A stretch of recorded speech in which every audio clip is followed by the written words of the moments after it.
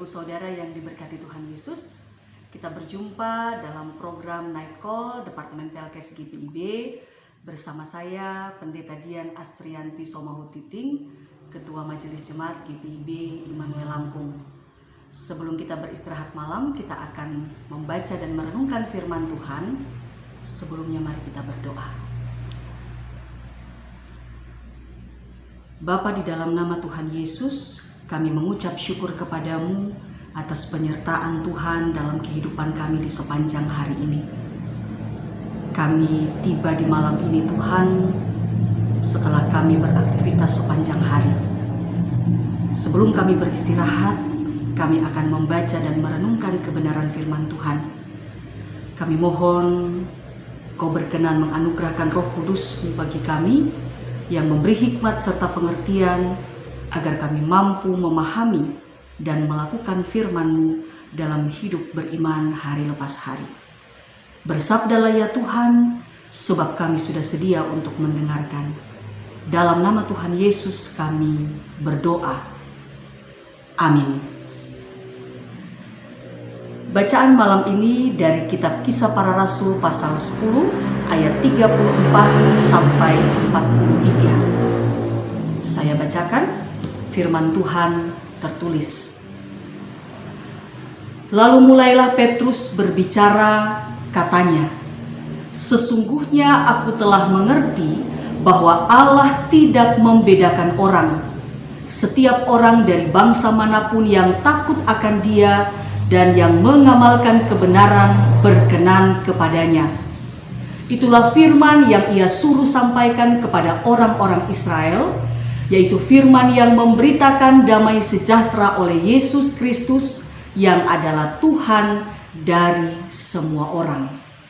Kamu tahu tentang segala sesuatu yang terjadi di seluruh tanah Yudea, mulai dari Galilea, sesudah baptisan yang diberitakan oleh Yohanes, yaitu tentang Yesus dari Nazaret, bagaimana Allah mengurapi Dia dengan Roh Kudus dan kuat kuasa.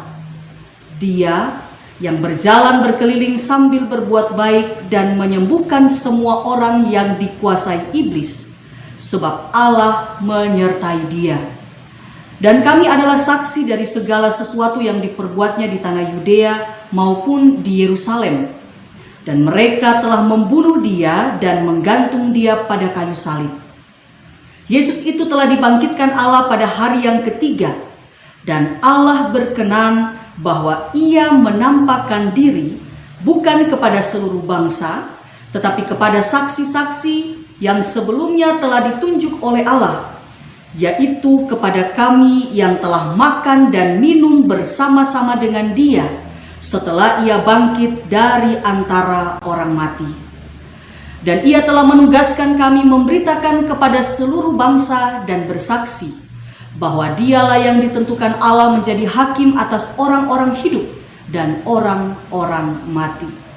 Tentang Dialah semua nabi bersaksi bahwa barang siapa percaya kepadanya, ia akan mendapat pengampunan dosa oleh karena namanya. Demikianlah pembacaan Alkitab. Yang berbahagia adalah kita yang membaca, merenungkan, serta melakukan firman Tuhan dalam hidup hari lepas hari. Bapak Ibu Saudara yang dikasihi oleh Tuhan Yesus Kristus, ketika kami bertugas di salah satu jemaat GPIB di wilayah perbatasan, ada hal menarik yang kami alami di sana. Kami sebagai pendatang atau siapapun yang datang dari luar wilayah itu disebut oleh masyarakat setempat dengan sebutan alo. Sebutan ini sedikit bernada negatif. Sebagai contoh, untuk menakut-nakuti anak-anak mereka yang nakal, maka ayah atau ibu mereka akan mengatakan kepada anak-anaknya, "Awas, ada alo." Tidak hanya itu, penyebutan alo untuk setiap pendatang juga berimbas kepada cara mereka berhubungan dan memperlakukan orang pendatang. Dengan pengalaman ini Bapak Ibu Saudara-saudara, maka saya berasumsi bahwa penyebutan alo bagi setiap pendatang merupakan semacam penegasan identitas antara kami dan mereka. Lalu apa hubungan pengalaman kami ini dengan teks bacaan kita pada malam hari ini?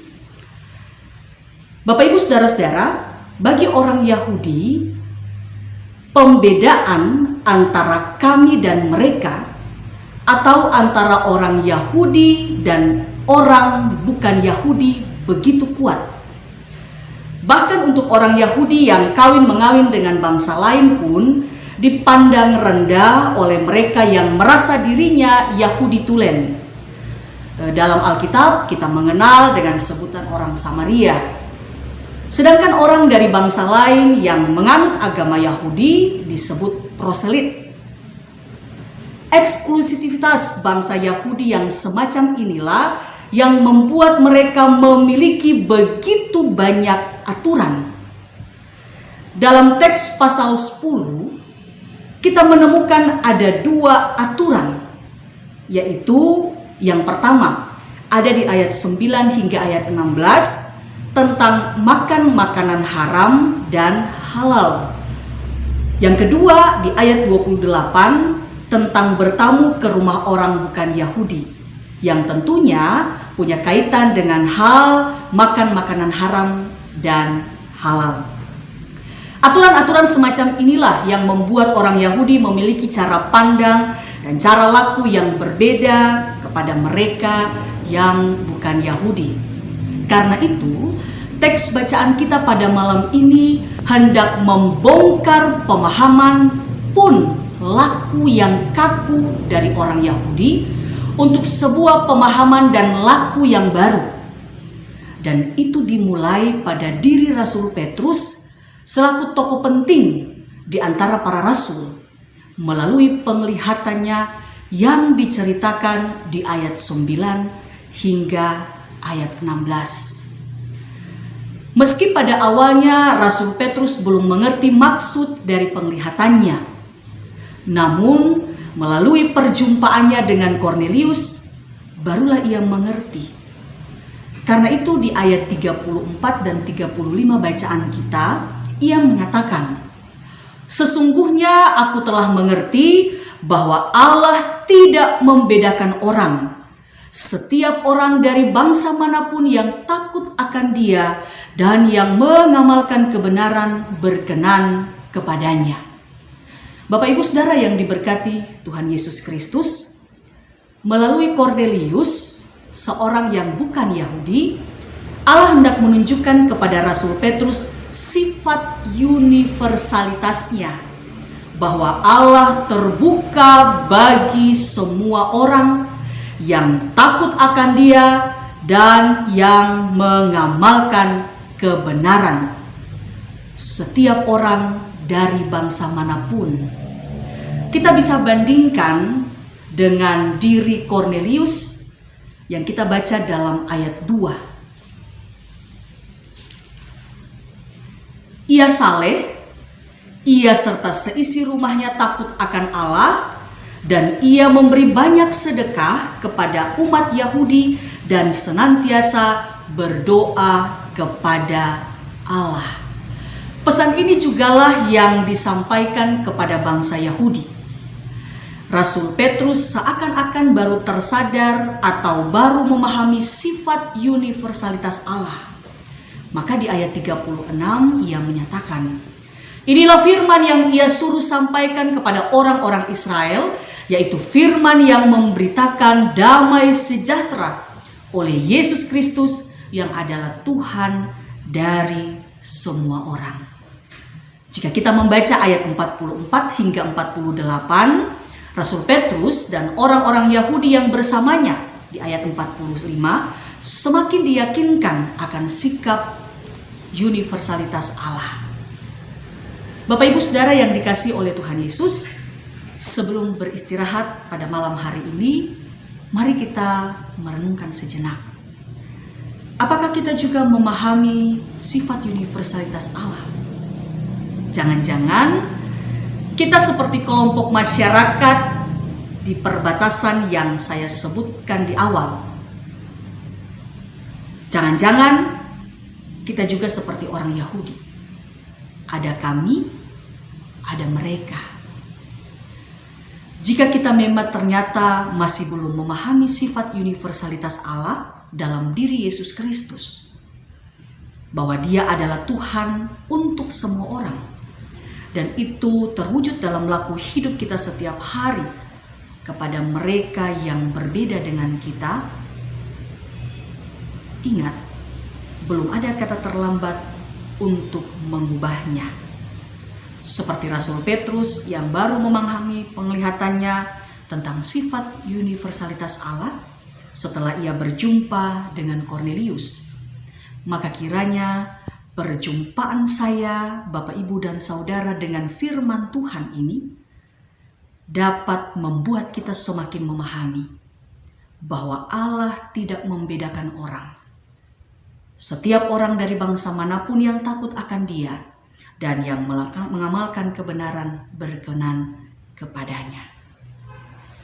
Tuhan memberkati firman-Nya. Amin. Mari kita berdoa.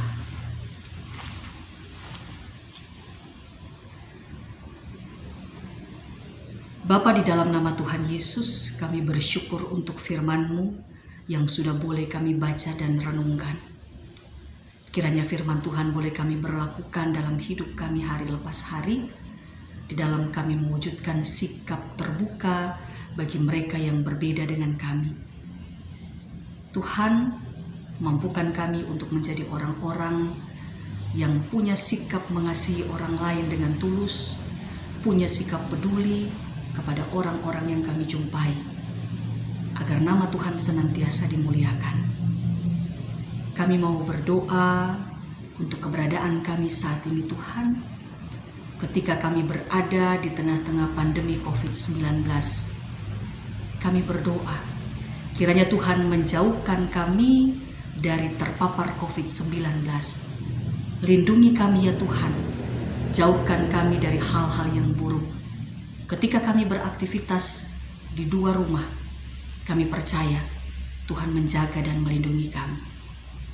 Kami berdoa bagi para dokter, para medis, para tenaga sukarelawan yang memberi diri mereka untuk menolong saudara-saudara kami yang terpapar COVID-19. Tuhan, kiranya Engkau menjaga melindungi mereka ketika mereka bekerja. Tuhan juga menjauhkan mereka agar mereka tidak terpapar COVID-19, termasuk kaum keluarga mereka yang berada di rumah. Lalu kami mau berdoa bagi saudara-saudara kami ya Tuhan yang terpapar COVID-19, yang saat ini bergumul di ruang-ruang isolasi. Mereka yang harus kehilangan pekerjaan, mereka yang harus kehilangan orang-orang terkasih. Tuhan, kiranya Engkau berkenan untuk menguatkan, menyembuhkan mereka, memberikan pengharapan agar menghadapi situasi ini mereka tidak putus harapan, tetap meyakini bahwa Tuhan senantiasa ada bersama dengan kami. Lalu kami mau berdoa ya Tuhan untuk bangsa dan negara kami. Kami bersyukur untuk 75 tahun kemerdekaan bangsa kami. Meskipun kami harus merayakannya di tengah-tengah pandemi COVID-19, tetapi tidak mengurangi sukacita kami sebagai sebuah bangsa yang telah mengalami kemerdekaan selama 75 tahun. Kami berdoa untuk pemerintah kami dalam upaya mereka untuk mengatasi COVID-19. Mari ya Tuhan, Engkau berkati segala upaya yang dilakukan agar kami mampu mengatasi pandemi COVID-19 ini. Seluruh rakyat Indonesia, apapun suku, agamanya, Tuhan berkati agar dalam membangun hidup bersama, kami hidup saling mengasihi, saling tolong-menolong satu dengan yang lain. Kami mau berdoa untuk gereja Tuhan, secara khusus untuk gereja Protestan di Indonesia bagian Barat. Tuhan berkati Majelis Sinode GPIB, musyawarah pelayanan. Tuhan berkati setiap unit misioner yang ada, setiap jemaat-jemaat Tuhan yang tersebar di kota-kota besar pun di pos-pos pelayanan. Engkau berkati kami ya Tuhan dalam menghadirkan damai sejahtera Tuhan melalui persekutuan, pelayanan, dan kesaksian kami. Secara khusus kami mendoakan Departemen Pelkes GPIB. Tuhan memberkati agar Departemen Pelkes GPIB dalam pelayanannya untuk menghadirkan damai sejahtera Tuhan tetap diberkati, dan melaluinya nama Tuhan senantiasa dimuliakan. Lalu kami akan beristirahat malam ini. Kami mohon Tuhan menjaga melindungi kami dalam tidur malam kami. Biarlah kami tidur dalam damai sejahtera Tuhan. Dan ketika kami bangun dengan kekuatan yang baru, kesehatan yang dari Tuhan untuk melaksanakan aktivitas kehidupan kami. Terima kasih ya Tuhan. Ke dalam tangan pengasihan-Mu kami menyerahkan seluruh kehidupan kami. Kami mohon ampun atas dosa dan kesalahan yang kami lakukan melawan kehendak-Mu. Di dalam nama Tuhan Yesus, Juru Selamat kami yang hidup, kami berdoa dan bersyukur kepada Allah Bapa di sorga. Amin. Terima kasih. Tuhan Yesus memberkati.